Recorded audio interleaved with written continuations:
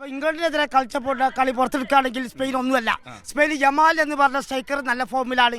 ആ Williams ഫോമിലല്ല. Yamal Williams ആ കൂട്ടുകെട്ട് വില്യംസ് പോരാ. അവിടെ പിന്നെ ലൂയിസ് ഡെലഫോണ്ട എന്ന് പറഞ്ഞ കോച്ച് നല്ല തന്ത്രശാലിയായ കോച്ചാണ്. അവിടെ യമാലും ബാർക്കോള, ഒലീസ, ഉസ്മാൻ ഡംബലെ ഓലൊന്നും കളത്തിൽ കാണാത്ത ഒരു അവസ്ഥയാണ് ലൂയിസ് ഡെലഫോണ്ട ഉണ്ടാക്കി. ഡേവിഡ് ഉനൈസൺ സോമൻ ഗോൾ കീപ്പർ നല്ല ഫോമിലാണ്. പൗ ഗുബാസി ഉണ്ട്, ഡാനി ഇവരുണ്ട്, റോബില്ലോ നോർബറ്റ് ഉണ്ട്, കുക്കുർലയുണ്ട്, പെട്രോ പോറയുണ്ട്, മാർട്ടിൻ സുബിമെൻഡി ഉണ്ട്.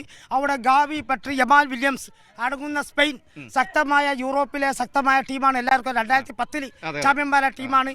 പക്ഷെ അർജന്റീനക്ക് മെസ്സിക്ക് ഒരു 4ാം കിരീടം നേടിക്കൊടുക്കാൻ അർജന്റീന കളിക്കാർ പൂർണ്ണമായി സജ്ജരായി കഴിഞ്ഞ് ലയണൽ സ്കലോണി എന്ന് പറയുന്ന ലോകത്തെ ഏറ്റവും തന്ത്രശാലിയായ കോച്ചിയാണ്.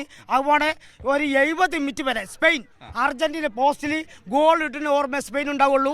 അതാണ് ഈ ലോകകപ്പ് തെളിച്ചത്. അപ്പൊ നാളെ അർജന്റീന മുന്നോട്ട് പോകണമെങ്കിൽ ഇന്ത്യ കണക്ക് പ്രകാരം ആദ്യത്തെ ഗോൾ അർജന്റീന ഇടണം. അത് എല്ലാ കളിയും അങ്ങനെ തിരിച്ചു വരണമെന്നൊന്നുമില്ല. പക്ഷെ നാളെ ആദ്യത്തെ ഗോള് അർജന്റീന ഇടണം എന്ന് പറയാൻ കാരണം ഇട്ട് കഴിഞ്ഞാൽ ഈ സ്പെയിൻ ഡിഫൻസ് തകാത്ത ടീമാണ് സ്പെയിൻ. അപ്പോൾ സ്പെയിൻ മൊത്തം ഇറങ്ങും. ടിക്കിറ്റാക്കാം. അപ്പൊ ഗോൾ തിരിച്ചടിക്കാൻ ഇറങ്ങും സ്പെയിൻ. ആ സമയത്ത് ദുർബലമാകും സ്പെയിൻ ഡിഫൻസ്. ഒന്നുകൂടി ഇട്ടാൽ സ്പെയിൻ്റെ കഥ കഴിയും. അപ്പൊ ആദ്യം അർജന്റീന ഗോൾ ഇട്ടാൽ വിജയത്തിന് ഒരു പ്രയാസം ഉണ്ടാവില്ല. എന്റെ നിഗമനം.